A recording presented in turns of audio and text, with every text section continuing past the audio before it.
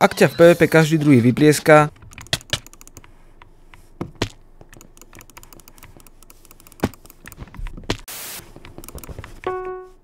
tak možno má tvoj super Lunar klient a ty pravdepodobne používaš klasický Minecraft Launcher. Kto nevie, Lunar klient je upravený Minecraft Launcher so stávanými PvP modmi a lepším výkonom. Tak v tomto videu ti ukážem, ako si ho nastaviť tak, aby si sa v súbojoch aspoň netočil dokola ako kompas v búrke.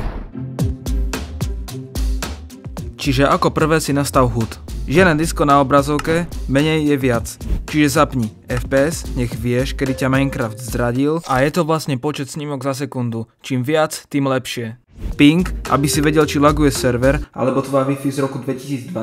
Armor status, PvP bez toho je ako ísť do boja s váreškou. Potion effects, hlavne keď ti niekto hodí weakness a ty sa čuduješ, prečo nedávaš damage. Teraz tie veci, čo ťa robia neporaziteľným, alebo aspoň menej poraziteľným. Keystrokes, na štýl aj spätnú väzbu, CPS, 12 CPS, rešpekt. 2 CPS-ka, choď hrať si míkov. Chceš sa naučiť rýchlo klikať? Pozri si video, ktoré som ti dal do karty. Hit color, zmen si farbu zásahu, nech vieš, či si trafil súpera. Zoomovanie, dovidenia ďalekohľadu. Lunar má aj módy, ktoré ti robia život krajším. Toggle sprint. Už žiadne držanie 2TV CTRL. Saturation mod, vidíš kedy jesť, nie len keď umieraš. Clock and coordinations. Keď hráš UAC alebo chceš vyzerať, že vieš, čo robíš. Direction HUD. Ukáže ti, na akú svetovú stranu sa pozeráš. Toto som ti ukázal nastavenie pre PvPčko. Môžeš si ho kľudne nastaviť aj pre survival, aj pre iné účely. Je tam nespočetne veľa užitočných módov, ešte aj tie módy si môžeš prispôsobovať. Stačí si len vybrať, vyskúšať a uvidíš. Ak chceš vysvetliť, ako funguje iný mód, napíš mi do komentárov. Ja vám ďakujem za dopozeranie videa a vidíme sa na budúce.